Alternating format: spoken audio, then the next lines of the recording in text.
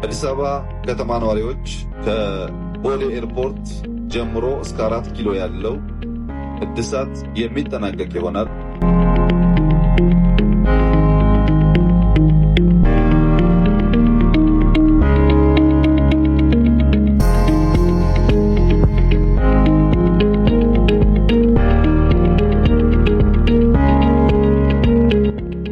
በቦሌ መንገድ ላይ ከምናደርገው ስራ በተጨማሪ የቤተ መንግስቱንና ይሄኛውን እናገናኛለን።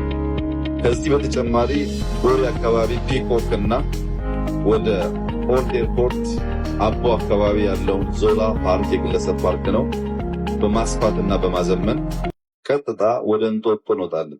እንጦጦ በዊኬንድ ከ100,000 ሰው በላይ የሚሮጥበት፣ ወክ የሚያደርግበት፣ የሚዝናናበት ስፍራ እንዲሆን የዲዛይን ስራ እና ሀብት የማፈላለግ ስራ እያጠናቀቅን ሲሆን እነዚህን ደምረን ለህዝብ ክፍት ስናደርግ አዲስ አበባ እንደ ስሟ አበባ መሆኗ ብቻ ሳይሆን ቱሪስቶች በስፋት የሚመጡባት የኮንፈረንስ ከተማ የመሆን እድሏን ያሰፋዋል።